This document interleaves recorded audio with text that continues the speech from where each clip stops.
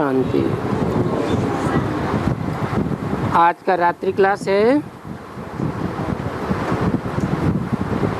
13/12/1964।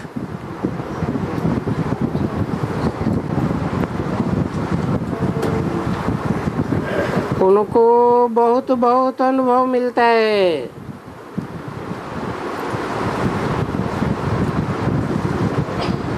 जानते हो कैसे कैसे मनुष्य आते हैं, कैसे समझाना होता है। ऐसे ऐसे प्रदर्शनी में कोई उन्नति जाती है या नहीं? क्या समझते हो? कुछ उन्नति है? उन्नति हो सकती है, बहुतों को कान में पड़ सकता है। ये ब्रह्मा कुमारियां कौन है? तो बहुत ही आकर के देख सकते हैं। उनकी बुद्धि में बैठेगा कि यहाँ फलानी प्रदर्शनी हुई थी। आगे चल करके जितनी जितनी वृद्धि होगी सर्विस की और प्रभाव निकलेगा, फिर बच्चे याद करेंगे और मजा होता जाएगा। बहुत सर्विस मिलती है ना। तो जैसे कि बहुतों को दान दिया जाता है, फिर सभी दान लेने वाले एक जैसे तो नहीं होते हैं ना। कोई कैसा कोई कैसा। अब जबकि ये हो गया तो ड्रामा में तो जरूर था। जरूर समझना चाहिए कि इनसे ये जो तरीका निकला है ये अच्छा तरीका है, तो आगे चल करके और भी कोई तरीका निकल पड़े।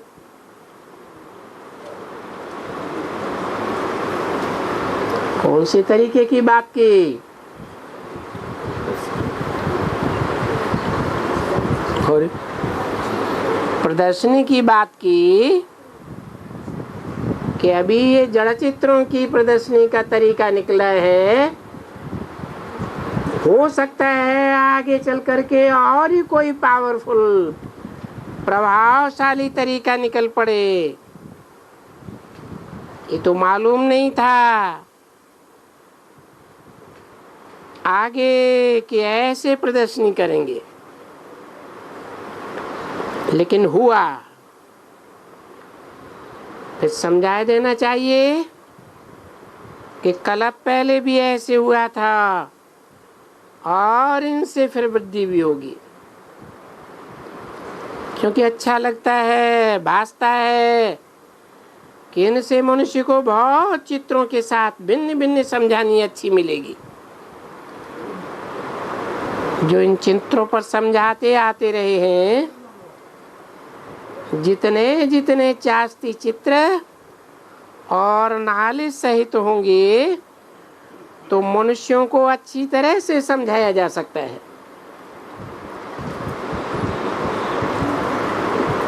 फिर प्रैक्टिस चाहिए इसके लिए। इसमें बच्चों की बहुत प्रैक्टिस होती है। इस बात की समझाने की, बहुतों से बात करनी होती है। अनेक प्रकार के आते हैं। फिर धीरे धीरे जब कोई और सुनेंगे, यहाँ ये देखा, ये समझा रहे थे, तो कोई को टच भी हो सकता है। अरे कल पहले वाले ही निकल पड़े, तो वो भी निकल सकते हैं। बाबा तो जोर करके लिखते भी हैं। जो भी मठ पंथ वाले साधु हों, चाहे जो भी हों, सबको निमंत्रण दो कि आकर के देखो, कुछ समझो। और निमंत्रण देते वक्त भी समझाना पड़े, दिखलाना पड़े कि वहाँ ये समझानी मिलती है। वेद, ग्रंथ, शास्त्र वगैरह ये बातें वहाँ नहीं मिलेंगी। वहाँ तो चित्र हैं, समझानी है, परंतु श्रीमत पर ये सभी समझानी मिलती है।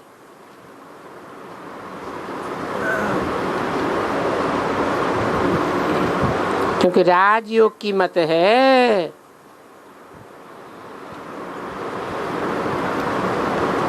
ये सन्यासी विद्वान नहीं समझा सकेंगी,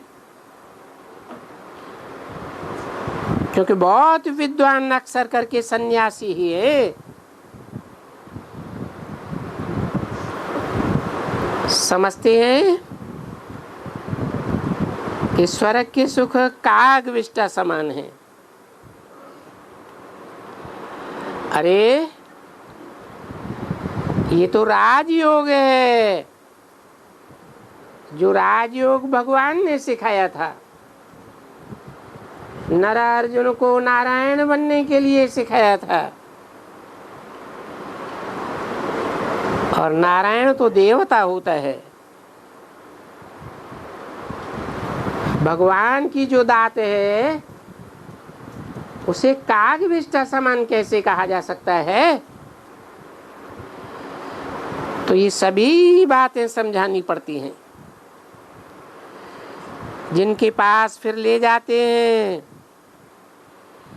ऐसे ऐसे ले जाने से वो इतना अटेंशन नहीं देंगे। हर एक से बात करनी होती है, बात करने का शौक होता है। जितनी बात करेंगे इतना अच्छा होगा। किसके कान में बात पड़ेगी, फिर आगे चल करके वो समझेंगे कि फलानी फलानी आई थी, फलानी ने हमको निमंत्रण दिया था, ये पढ़ा था। किस किस के पास चित्र वगैरह रह जाएंगे तो वो देखेंगे। जिनके भाग्य में होगा उनके पास कोने में भी रह जाएंगे। जब सुनेंगे तब समझेंगे कि हमको ये चित्र मिले तो थे, अच्छा फिर भी तो इन्हें देखें। और देखने से फिर वो खड़े भी हो सकते हैं, क्योंकि जो जो भी सर्विस हो रही है वो तो होती ही है। कल पहले भी इस प्रकार से समझाया था जरूर। ये बम्बई जैसे बड़े गांव में 5-7 जगह ये प्रदर्शनी होनी चाहिए। इसमें खर्चा होगा तो कोई बात नहीं, बहुत करके हफ्ते के लिए 500-700-1000 रुपया लेंगे तो और क्या हुआ। फिर बहुतों के कान पर पड़ेगा, बहुतों का कल्याण होगा। 10-20 का कल्याण हो जावे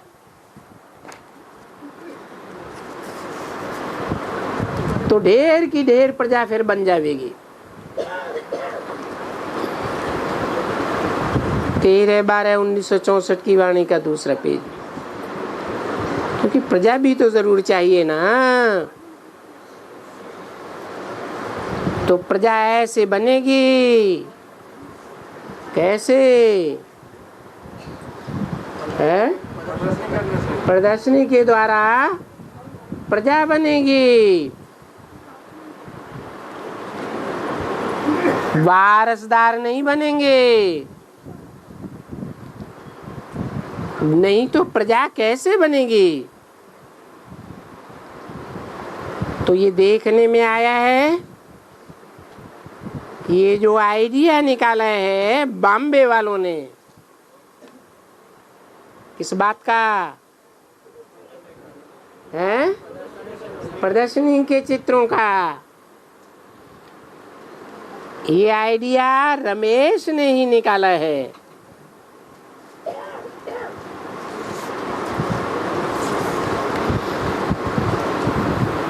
तो मूल ये है। किस बात में मूल है? प्रदर्शन करने की बात में मूल कौन है? रमेश है। पहले ख्याल में नहीं आया कि एग्जीबिशन किसको कहते हैं। कहते हैं कि एग्जीबिशन निकालेंगे,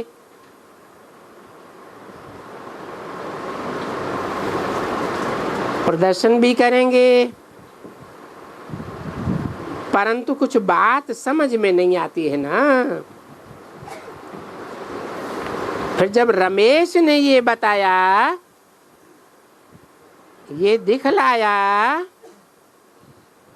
तब ये बात बुद्धि में आई। किसको है? ब्रह्मा बाबा को ये बात बुद्धि में आई। किस बात की बात? प्रदर्शनी की बात बुद्धि में आई।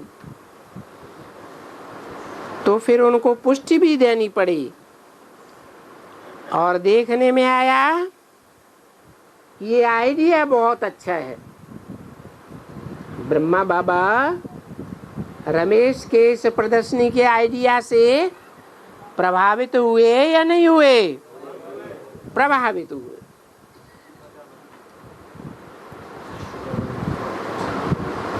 जगदीश को भी पसंद आई होगी, क्योंकि दूसरी दफा गए हो ना, क्योंकि समथिंग न्यू है और ये आगे चल करके बहुत एप्रिशिएट करेंगे, बहुत अच्छा लगेगा। क्योंकि हम बाप का ही तो परिचय देते हैं ना।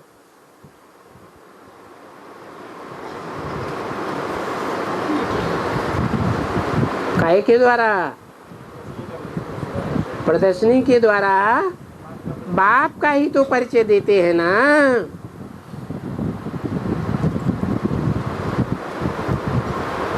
बाप का परिचय देने से प्रदर्शनी के द्वारा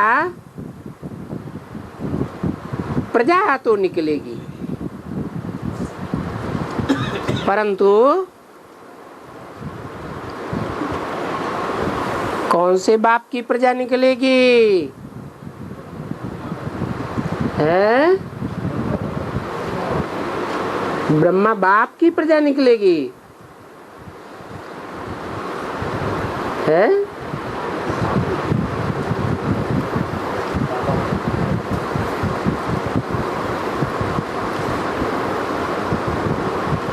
हम जो बाप का परिचय देते हैं वो और कोई बाप का परिचय तो देते नहीं है। और कोई कौन? इब्राहिम, बुद्ध, क्राइस्ट, धर्म पिताएं हैं ना, उनका तो परिचय देते नहीं है। तो बाप की महिमा करते रहना, बाप का परिचय देना, इस बाप से भारत को कल्प कल्प स्वर्ग मिलता है।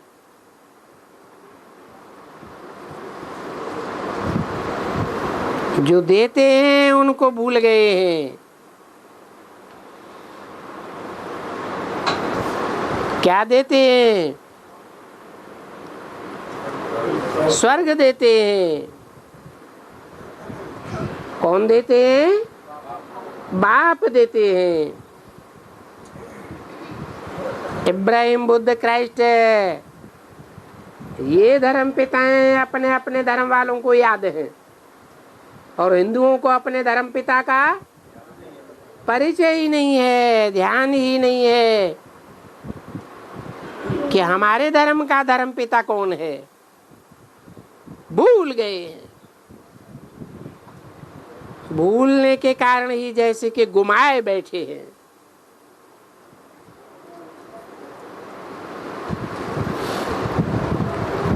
जब बाबा आकर के भूल बनाते हैं तो फिर से ले लेते हैं। ऐसी बहुत पॉइंट्स हैं जो उन लोगों को समझानी पड़ती है। रावण राज्य किसको कहा जाता है? राम राज्य किसको कहा जाता है? कोई मनुष्य समझते थोड़े ही हैं। किसको कहा जाता है? रावण राज्य किसको कहा जाता है? हैं? अनेकों के राज्य को रावण राज्य कहा जाता है। रावण को कितने सिर हैं? अनेक सिर हैं। रावण को अनेक सिर है और विष्णु को एक सिर है। रामलीला में भी दिखाते हैं, रावण को अनेक सिर है और राम को एक सिर है। क्या मतलब हुआ?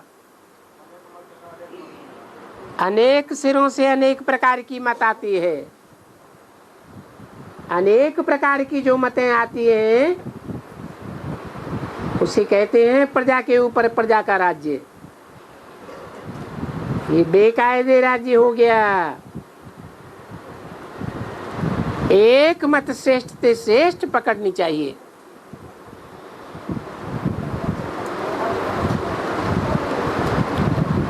तो इन बातों को कोई मनुष्य नहीं समझते हैं। साधु संत सन्यासी कुछ भी नहीं समझते। जो पक्के सन्यास धर्म वाले साधु होंगे वो इतना नहीं समझेंगे जितना उनमें जो कन्वर्ट हो गए होंगे हिंदू धर्म वाले वो समझेंगे। क्या? हर धर्म में अपने धर्म के पक्के भी होते हैं। जो अपने ही धर्म में पक्के रहते हैं कोई में कन्वर्ट कभी भी होते ही नहीं।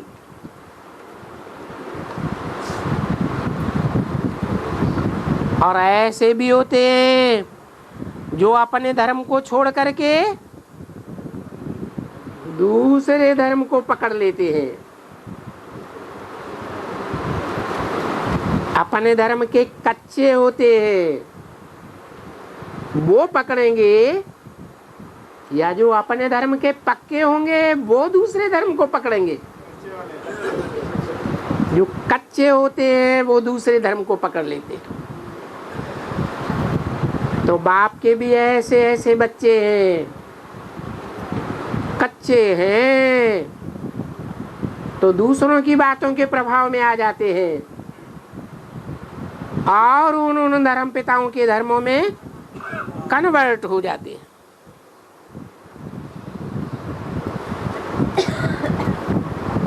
आखिर तो साधियों को भी समझना है। क्या कहा? और धर्म वाले फिर भी पहले समझ जाएंगे, लेकिन ये सन्यासी कब समझेंगे? आखिरी समझेंगे। पहले इनकी बुद्धि में नहीं आवेगा। ब्राह्मणों की संगम युगी दुनिया में वो साधु कौन है?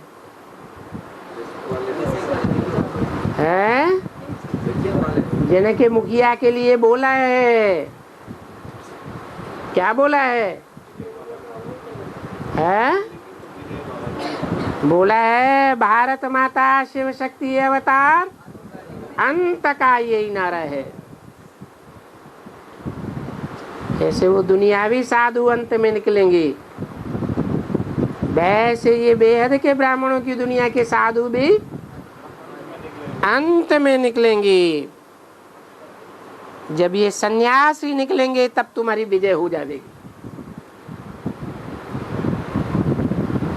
कब विजय होगी? क्यों, ऐसी क्या खास बात है इनमें? हाँ, दुनिया में जितने धर्म हैं उन सब धर्मों के बीच में सन्यास धर्म वालों ने जितनी पवित्रता को तरजीह दी है उतनी और कोई धर्म वालों ने नहीं दी। और पवित्रता की पावर से दुनिया के सारे काम होते। तो बताया कि आखिरी में ये साधु समझेंगे बहुत फर्क है। वो लोग तो बोलते हैं ये कलयुग तो अभी हुआ है। ये कलयुग अभी कैसे खलास हो सकता है?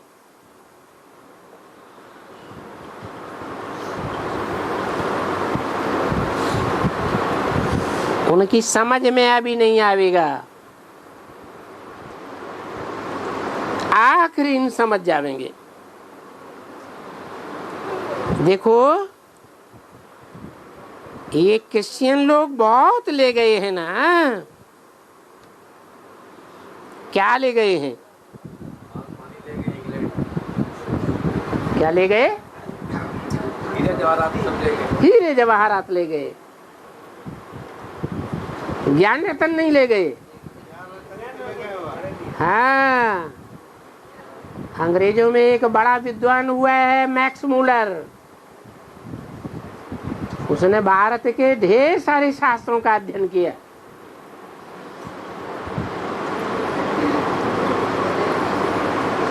और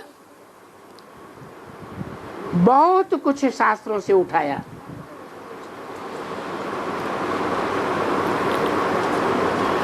तो उसमें कोई को समझाया भी है और लिखा हुआ भी है कि ये विनाश होने का है।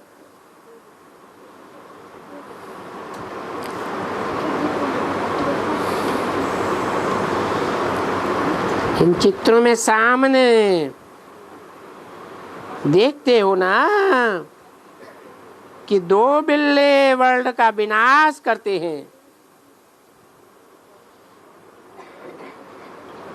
तो ये जब देखेंगे तो वो एप्रिशिएट करेंगे कि ये इनके एवज में देखें और उनके ऊपर अटेंशन देवे, कंट्रास्ट करें। फिर देखो विलायत से कैसी उनकी चिट्ठियां भी आवेंगी।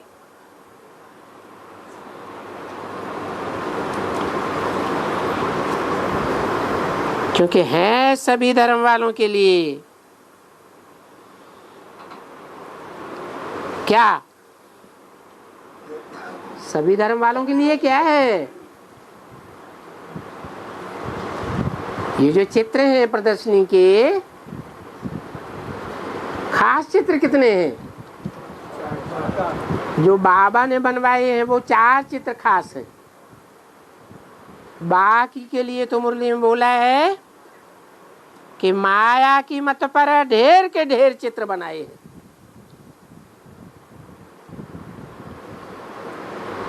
अपना प्रभाव पुरस्कार करने के लिए, औरों को प्रभावित करने के लिए ढेर की ढेर प्रजा बनाने के लिए। सबसे जास्ती प्रजा कौन से धर्म में बनती है? क्रिश्चियन धर्म में।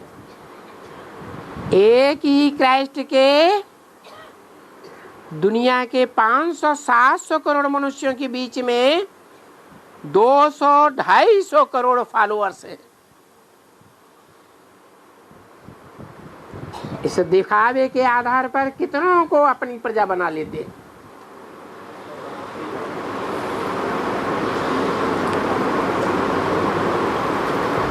बाकी बाबा का कहना है कि ये चित्र तो सभी के लिए है।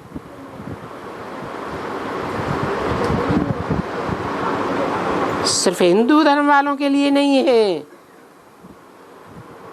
ये तो सभी धर्म वालों के लिए है, क्योंकि सभी धर्म वालों को बाप कहते हैं कि तुम सब धर्म के फॉलोअर्स आत्माओं को मेरे पास आना है।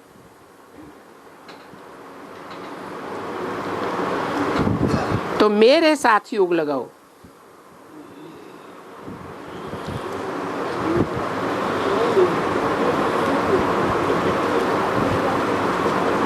ये राइट बात है ना।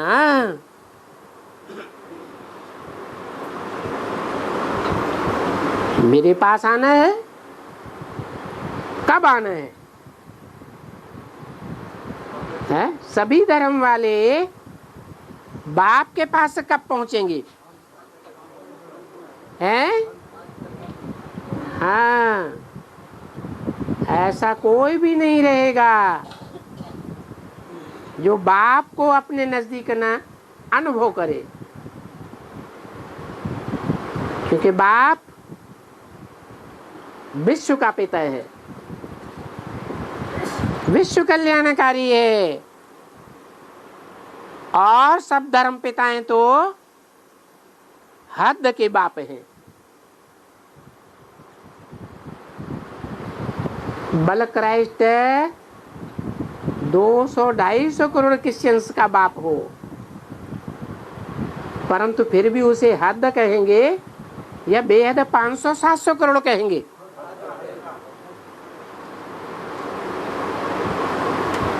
तो सब धर्म वालों को मेरे पास आना है, इसलिए कहते हैं मेरे से योग लगाओ।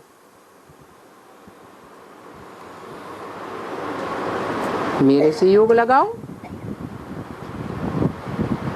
मना क्या है?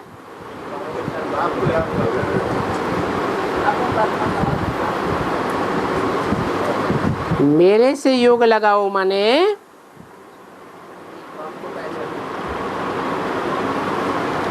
मन से, मन के संकल्पों से,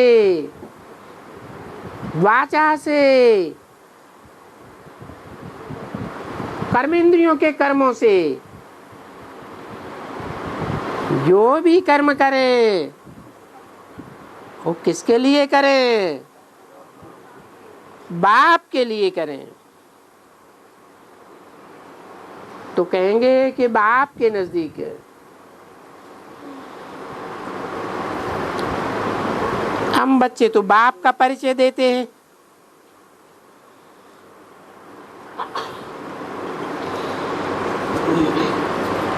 परिचय में कौन कौन सी बातें बताई जाती हैं? परिचय पत्र होता है ना, है? अरे आइडेंटिटी कार्ड होता है ना, उसमें क्या क्या होता है? मूल नाम होता है, टाइटल होता है, बाप का नाम होता है, स्थान का नाम होता है, एड्रेस होता है। तो हम तो बाप का परिचय देते हैं। जो एड्रेस होता है परिचय पत्र में वो परम धाम का होता है या इस सृष्टि का होता है? इस सृष्टि के अंदर का परिचय चाहिए, परंतु कोई मनुष्य का परिचय तो हम नहीं देते हैं। क्या? हम तो भगवान बाप का परिचय देते हैं। मना भगवान बाप में और मनुष्यों में क्या अंतर है?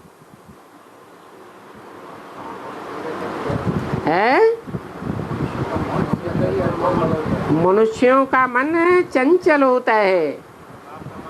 मनुष्य कहा ही जाता है मननात् मनुष्य है। जो मनन चिंतन मंथन में लगे रहते हैं, चाहे अच्छा मनन चिंतन हो चाहे बुरा हो, मनन चिंतन में ही बुद्धि लगी रहती है, उनको मनुष्य कहा जाता है। जिनका मन मनन चिंतन मंथन नहीं कर सकता है वो जानवर कहे जाते हैं। और देवता, देवताएं मनन चिंतन मंथन करते हैं या नहीं करते हैं? देवताएं तो एकाग्र बुद्धि है, आत्मिक स्थिति में स्थित रहते हैं। तो देवताओं को भी मनुष्य तो नहीं कहेंगे, वो तो देवता हुए। परंतु यहाँ तो न देवता की बात है, न मनुष्यों की बात है, न जानवरों की। किसकी बात है? भगवान बाप की बात है। तो हम ऐसे भगवान बाप का परिचय देते हैं जो सदा सर्वदा एकाग्र बुद्धि है, बुद्धिमानों की बुद्धि है। हम मनुष्यों को बाप का परिचय देते हैं, और ये परिचय देना बहुत अच्छी बात है। बाकी समझाने वाले भी अच्छे चाहिए। इसमें नए नए का तो काम नहीं है। किसमें? बाप का परिचय देने में जो नए नए ज्ञान में निकलते हैं, उनका काम नहीं है कि वो बाप का परिचय दे सके। आदमी आदमी देख करके किसको पकड़ा जाता है कि इनको तुम समझाओ, इनको तुम समझाओ। कोई कोई ब्रह्मा कुमारियां ऐसी भी होती है जो कोशिश करके खुद समझावेंगी, ये नहीं कहेंगी कि नहीं ये तो अच्छा आदमी देखते हैं, बड़ा आदमी है, समझने का चहक है, तो उनको दूसरा कोई दे देवे। ये हमेशा कायदा होता है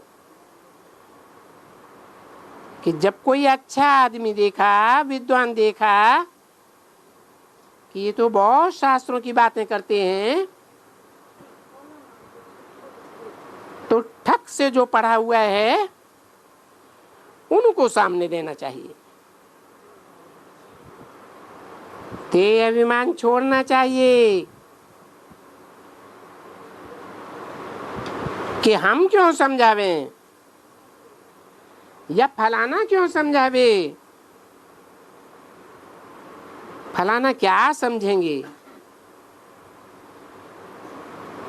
शायद मैं नहीं समझती हूँ जो फलानी को कहती हूँ या कहता हूँ। ये भी देह अभिमान कोई कोई में आता है, और ये देवभान ब्रह्मा कुमारियों को बहुत रहता है।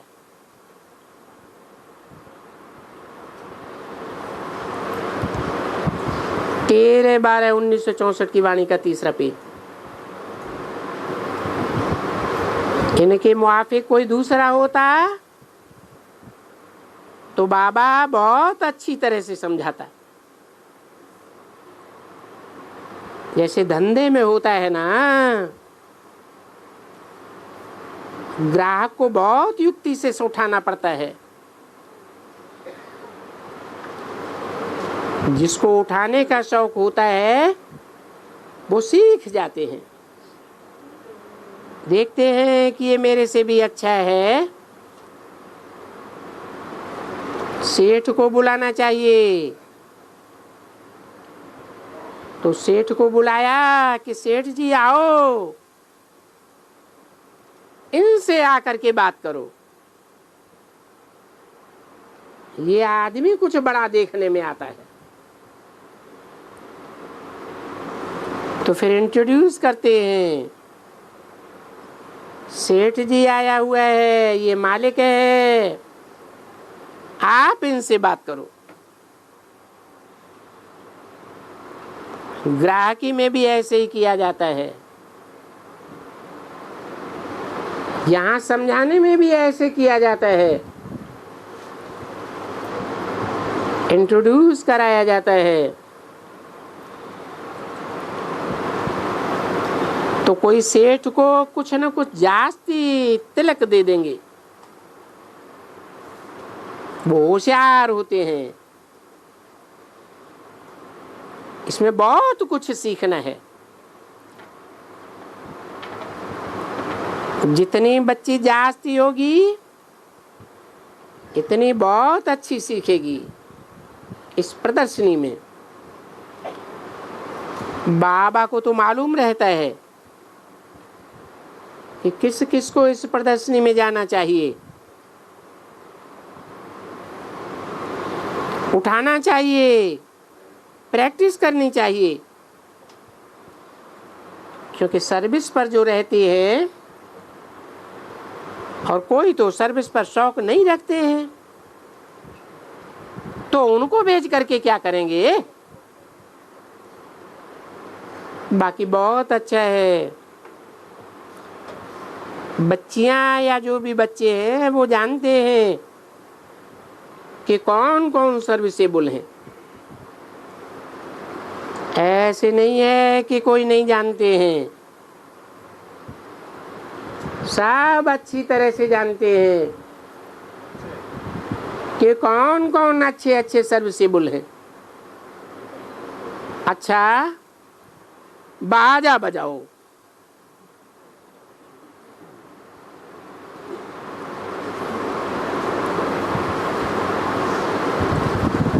बाबा को बीची बीची में टोली अचानक क्यों याद आ जाती, बाजा क्यों याद आ जाता है?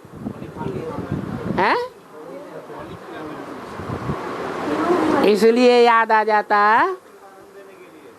कि जो बच्चा बुद्धि होते हैं उनकी ठरक ही ऐसी होती है।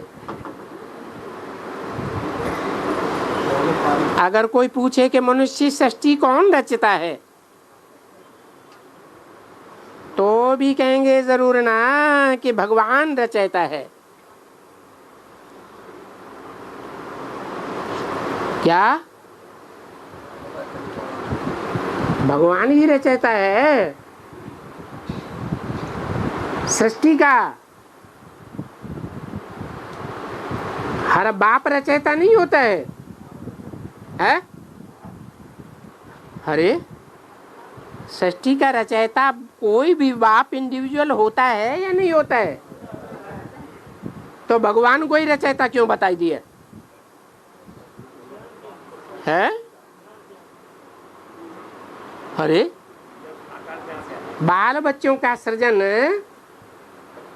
व्यक्तिगत रूप से कोई आदमी जो बाप के रूप में होता है वो ही करता है।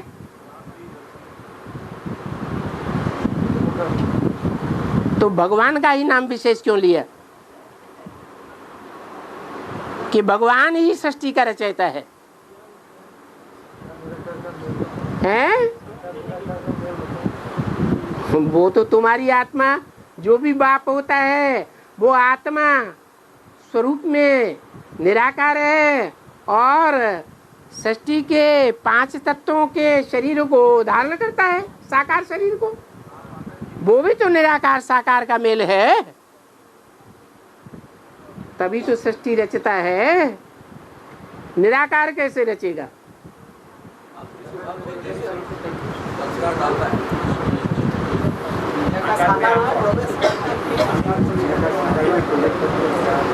नहीं, जैसे कहा जाता है धनवान माना क्या? बहुत धन वाला। ऐसे ही कहा जाता है भगवान है बहुत भगवान वाला। इतनी भगें और किसी के पास नहीं होती। सामान्य रूप से जो बाप होता है, 1 2 4 निजाम बादशाह होगा तो 500 भगों वाला होगा। बच्चे भी ज्यादा पैदा करेगा? नहीं करेगा? करेगा। लेकिन भगवान तो बेहद का बाप है। तो बेहद का बाप है या नहीं? किस रूप में है? शिव शंकर भोलेनाथ के रूप में। तो वो शिव शंकर भोलेनाथ की पार्वतियां ढेर होंगी या 2-4 होंगी?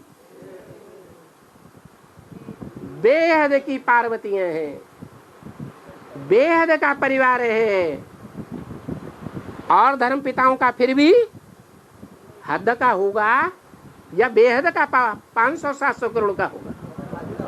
हद का होगा।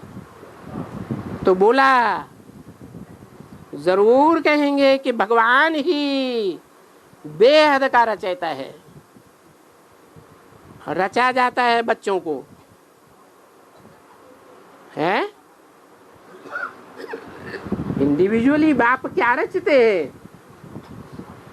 बच्चे ही तो रचते हैं। तो बच्चों को रचा जाता है, कोई अपन को थोड़ा ही रचा जाता है। तो ये भी सवाल पूछ करके फिर किसको सिर्फ कहें कि हाँ वो तो बाप हुआ ना, वो बेहद का बाप है, सारी सृष्टि का रचयिता है, परंतु उसको रचने वाला कोई भी नहीं है। वो रचयिता है, उनको सर्वव्यापी कैसे कहेंगे? ये पाई पैसे की बात में ही जनरली समझाई देना चाहिए कि ये सृष्टि रचने वाला कौन है। कोई मनुष्य व देवता का नाम नहीं लेंगे। सृष्टि कौन रचता है? भगवान ही रचता है। वो तो कहेंगे ही गॉड फादर रचयिता है। फादर माने ही उनसे वर्षा मिलना चाहिए। बेहद का बाप है तो बेहद का वर्षा देता होगा, और वो बेहद का रचयिता स्वर्ग की रचना करता है। उसने स्वर्ग को रचा था। क्यों? और जो इंडिविजुअली बाप होते हैं वो अपने बच्चों के लिए सुख की दुनिया नहीं रचते हैं? सभी बाप अपने बच्चों के लिए सुख की दुनिया ही रचते हैं। फिर वो इंडिविजुअली बाप और ये बेहद के भगवान बाप में क्या अंतर है? हाँ, वो हद के सुख की दुनिया रचते हैं, और ये बाप बेहद का बाप बेहद स्वर्ग की दुनिया रचता है। क्यों? वो ही क्यों रचता है? जो इंडिविजुअल बाप होते हैं वो क्यों नहीं रचते स्वर्ग? हैं? नहीं। हाँ, कि और जो दुनिया में बाप होते हैं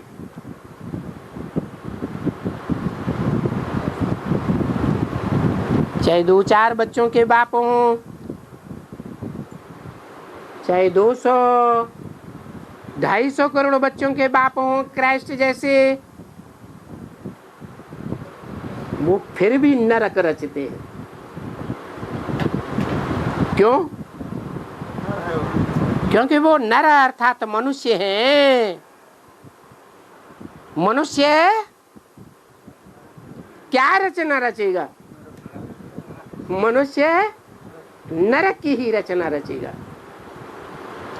और वो बेहद का बाप स्वर्ग की रचना किस आधार पर रचता है? क्योंकि वो सदैव स्वस्थिति में रहने वाला है। जो सदैव स्वस्थिति में रहने वाला है वो आ करके बच्चों को सिखलाते हैं, बच्चे स्वस्थिति में रहो, अर्थात आत्म की स्थिति में रहो। स्वधर्मे निधनम से यह परधर्मो भयावह। आत्मिक स्थिति श्रेष्ठ से श्रेष्ठ स्थिति है। और पर क्या है? ये प्रकृति ही पर है। क्या है? प्रकृति पर है। परावलंबी न बनो। प्रकृति जीत बनना है, प्रकृति पति बनना है, या प्रकृति के अधीन होकर के रहना है? प्रकृति जीत बनना बाप सिखाते हैं। तो जिन देवताओं ने प्रकृति को जीता, स्वर्ग में प्रकृति उनका दास ही बन करके रहती है। पृथ्वी, जल, वायु, अग्नि, आकाश, कोई भी हड़कंप नहीं बचा सकते। क्यों? क्योंकि उनको जीता हुआ है। तो वेद के बाप ने स्वर्ग को रचा था।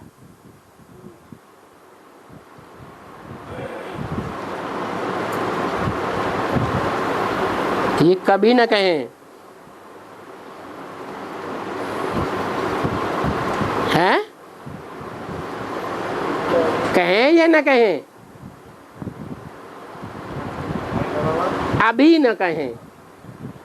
क्या? वेद के बाप ने स्वर्ग को रचा था कल पूर्व में, अभी रचा है? अभी नहीं रचा। क्यों? क्योंकि जब तक स्वस्थिति सदा धारण करने वाला बाप हम बच्चों को नंबरवार आप समान न बना दे, तब तक स्वर्ग की रचना नहीं हो सकती। तो अभी न कहें कि वो स्वर्ग का रचयिता है। क्या? अभी भी नरक की दुनिया है, या कहीं दुनिया में कोई भी परिवार में स्वर्ग है? नहीं है, नरक है। बाप के घर में भी माया आती है। मधुवन में माया आती है या नहीं आती है? तो ये मधुवन जो मधुसूदन बाप का घर है, उसमें भी माया इंटरफियर करती है। सारी दुनिया में माया और प्रकृति का राज्य है, बाप का राज्य तो नहीं है। तो कहेंगे फिर वही बाप आकर के स्वर्ग का रचयिता बनेगा। आकर के बनेगा, अभी आया हुआ नहीं है। है? हाँ, 64 की वाणी तो है। 64 में नहीं बनाया, चलो मान लिया, अभी बना दिया स्वर्ग है। अभी भी नहीं कहेंगे कि स्वर्ग बनाया। इसलिए बोला वो ही बाप आकर के फिर से स्वर्ग रचेगा। माना अभी आया नहीं है, आया है। सबकी बुद्धि में आ गया 100%? नहीं आया तो कैसे आ गया? नंबरवार आ गया। वाह! ऐसे दुनिया में कोई होता है जो कहे कि ये हमारा बाप आज है, कल पता नहीं होगा कि नहीं होगा? ऐसे होता है? हैं? अरे बाप है तो बाप है, नहीं है तो नहीं है। बाप है, आ गया, फिर बुद्धि में से जाता तो नहीं है। अनिश्चय बुद्धि तो नहीं होते, माया हिलाती तो नहीं है। नया है लगता, अभी सतो प्रधान स्टेज है। क्योंकि ज्ञान भी सतो रजो तमो में से गुजरता है। दुनिया की हर चीज 4 अवस्थाओं से पसार होती है। ये जो ज्ञान लिया है ब्रह्मा के मुख से, ये भी 4 अवस्थाओं से पसार होता है। शूटिंग हो रही है, तो जो नए नए आए हैं वो इतना पूरा नहीं समझते हैं कि वास्तव में बाप आ गया कि नहीं आ गया। आ गया। बच्चा जब जन्म लेता है तो कहते हैं आ गया बच्चा, ऐसे ही कहते हैं ना। और जब तक जन्म नहीं लिया है तब तक कोई नहीं कहता कि बच्चा ने जन्म लिया। क्या पता जन्म ले ले न ले पेट में ही मर जाए, या क्या पता बच्चा पैदा हो या बच्ची पैदा हो, पक्का तो नहीं होता है। तो अभी गुप्त ज्ञान गर्भ में है या पैदा हो गया है? ये गुप्त बाप का पाठ चल रहा है या प्रत्यक्ष है? कहेंगे अभी भी गुप्त है।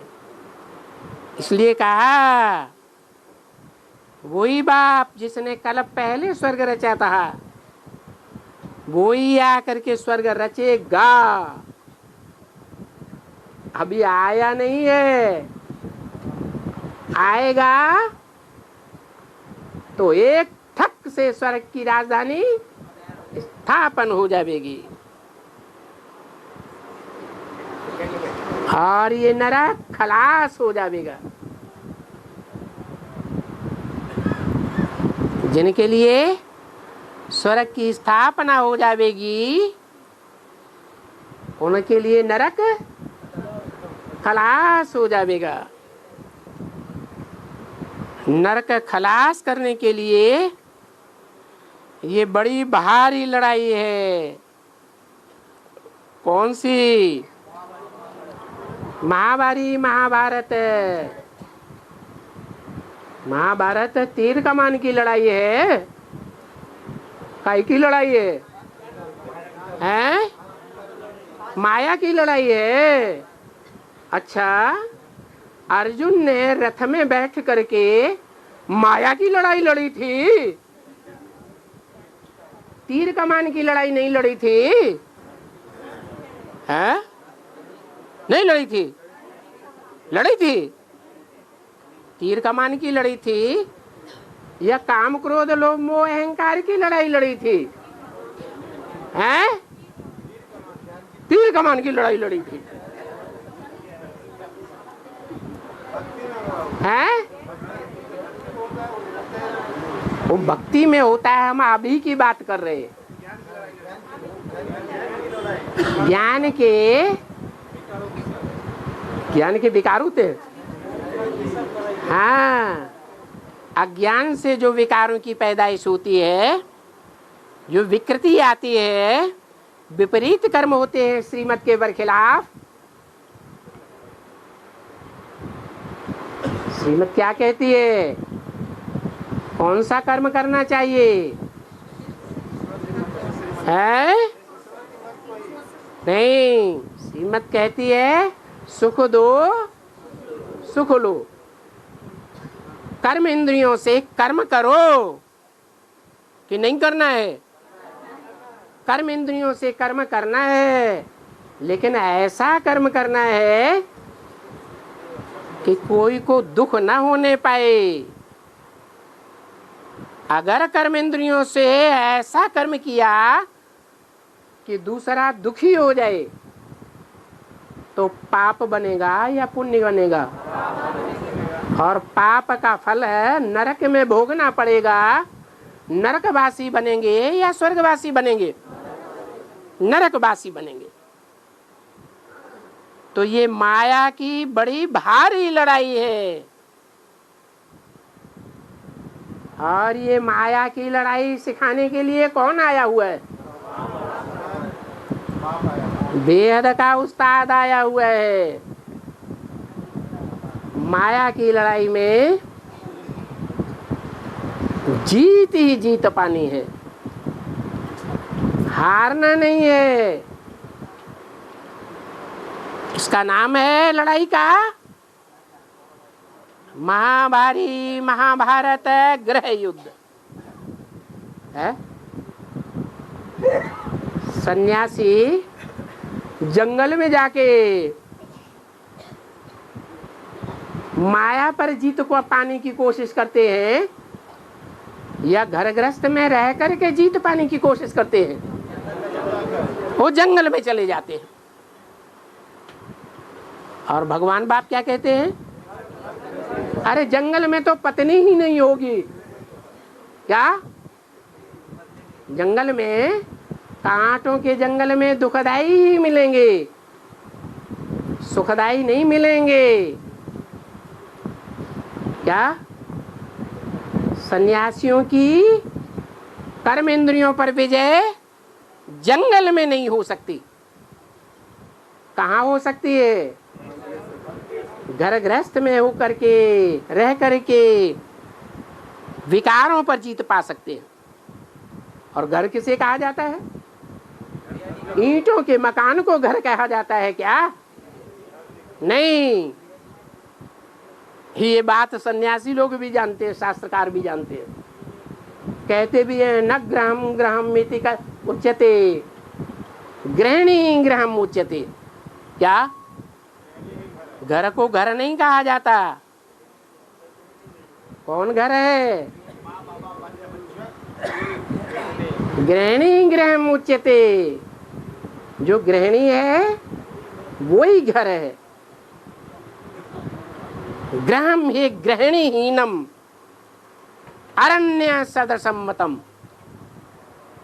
घर है जो गृहिणी से रहित है, चाहे बाप की गृहिणी हो, चाहे बच्चे की गृहिणी हो, लेकिन घर में गृहिणी जरूर हो। अगर घर में गृहिणी नहीं है, घर को संभालने वाली, तो घर घर नहीं है, जंगल है, अरण्य है। तो इस लड़ाई का नाम क्या है? महाभारी महाभारत गृह युद्ध। ये बड़ी भारी लड़ाई है। क्या? हाँ। और दुनिया में जो भी लड़ाइयाँ हुई हैं 2500 वर्ष में, वो तो छोटी छोटी लड़ाइयाँ हुई हैं। साल 2 साल 4 साल 8 साल लड़ाई चली होगी, घेरेबंदी चली होगी। और ये लड़ाई तो बहुत लंबी चलती है।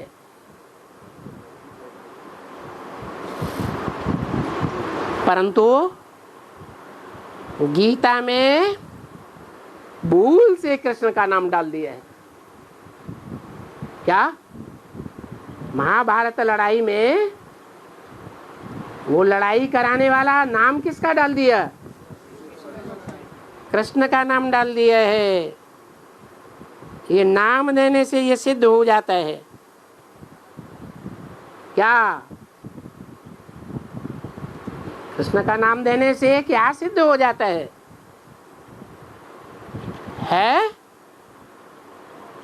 कृष्ण बच्चे की पूजा करते हैं ना? करते हैं? बड़े रूप की पूजा करते हैं या छोटे रूप की पूजा करते हैं? बाल कृष्ण की पूजा करते हैं।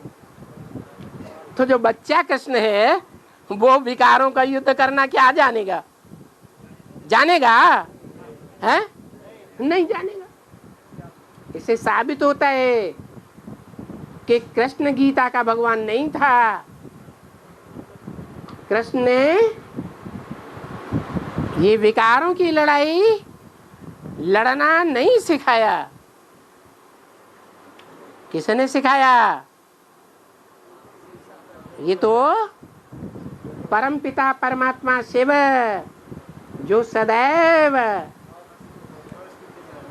आत्म की स्थिति में रहने वाला है, कभी भी गर्भ से जन्म लेने वाला नहीं है। वो ही आकर के ये विकारों का युद्ध करना सिखाता है। ये शिव का नाम देने से सिद्ध हो जाता है कि महाभारत गृह युद्ध कराने वाला गुरु कौन था? है परमपिता परमात्मा शिव ही था। शिव शंकर भोलेनाथ कहा जाता है क्योंकि शिव का नाम शंकर के साथ जोड़ा जाता है। शंकर की मूर्तियां मिलती हैं। इससे साबित होता है कि शंकर साकार में भी रहा परंतु निराकारी स्टेज में, जिसमें शिव प्रवेश होकर के शंकर को आप समान बनाते हैं। माना ये शंकर और विष्णु के रूप में पार्ट बजाने वाली जो भी आत्मा है उनको भी देवभान आ सकता है। देवभान आएगा तभी तो 5 विकारों की उत्पत्ति होगी। तो इन 5 विकारों पर विजय परमपिता परमात्मा शिव ने आकर के सिखाई। तो कृष्ण का नाम देने से ये महाभारत लड़ाई सिद्ध नहीं होती है। गीता में कौन सी लड़ाई बताई है? अरे गीता में तो साफ लिखा है जयेनम पापमानम। ये काम विकार महापापी है, इसको जीत ले। कामेश क्रोधेश रजोगुण समुद्भव, ये रजोगुण से पैदा होने वाले हैं काम विकार और क्रोध विकार। सत्व गुण से इनकी पैदाइश नहीं होती है। ये सतयुग रचने वाले नहीं है। सत्व गुण से सतयुग की स्थापना होगी। तो ये सारी बातें कृष्ण का नाम देने से उल्टी हो जाती हैं। क्या कहा गीता में या महाभारत में जो युद्ध की बात बताई है वो कृष्ण बच्चे का नाम देने से सारा ही ज्ञान उल्टा हो गया। क्या समझ लिया उल्टा? ये बुद्धि में बैठ गया ये कोई तीर कमान की हिंसक युद्ध कराई थी भगवान ने। वास्तव में भगवान ने कोई स्थूल हथियारों की हिंसक युद्ध नहीं कराई है। कौन सी युद्ध कराई है? हैं? 5 विकारों की ये बेहद की लड़ाई है। शास्त्र सारे झूठे हो गए कृष्ण का नाम डालने से। है महाभारत और गीता झूठी हो गई तो सारे ही शास्त्र झूठे हो गए। गीता है माई बाप। अच्छा बाजा बजाओ। बाबा की बुद्धि में तो ये बातें बैठती नहीं। ब्रह्मा बाबा की बुद्धि में ये बातें बैठी होंगी क्या? क्या बातें? कि कर्मेंद्रियों से ऐसा कर्म करना है, ऐसा कर्म जिससे 5 विकारों के ऊपर जीत प्राप्त हो। उन्होंने ऐसी लड़ाई लड़ी, ऐसी लड़ाई लड़ना सिखाया है? कैसे है?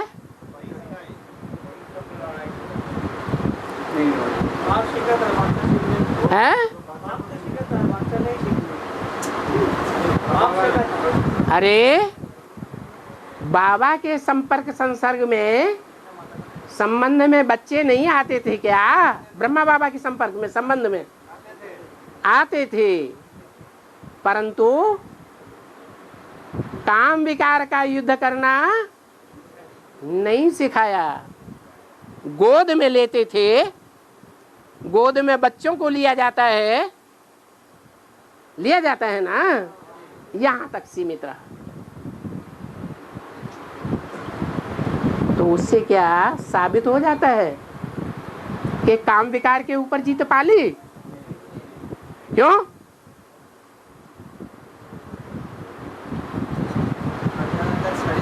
अच्छा, कोई लेके दिखाए? कोई भी पुरुष नौजवान कन्याओं माताओं को गोद में लेकर बैठेगा तो रिजल्ट क्या होगा? है? अरे कुछ रिजल्ट आएगा कि नहीं? क्या आएगा? डिस्चार्ज हो जाएगा। माना ब्रह्मा बाबा ने जीत नहीं पाई है? हाँ जी, वो जीत नहीं पाई क्योंकि बच्चा बुद्धि थी। ऊपर ऊपर से समझ लिया पवित्र रहना है, पवित्र रहने का गहरा अर्थ नहीं समझा। ऐसे पवित्र तो सन्यासी भी रहते हैं। कैसे? दूरबाज खुशबाज, दूर हो जाते हैं, समझते हैं हमने जीत पाली। नहीं, जो प्रवृत्ति मार्ग का भक्ति मार्ग में अच्छे से अच्छा, ऊंचे से ऊंचा और सबसे जास्ती तादाद में कौन सा यादगार मिलता है? शिवलिंग मिलता है। उस शिव को भगवान मानते हैं। वो भगवान भगवती के संसर्ग, संपर्क और संबंध में जुटा हुआ है। और वो अपवित्र है या पवित्र है? पवित्र है। माना वो पतनशील नहीं है। जो पतित होता है, पतन हो जाता है शक्ति का, उसको पतित कहा जाता है।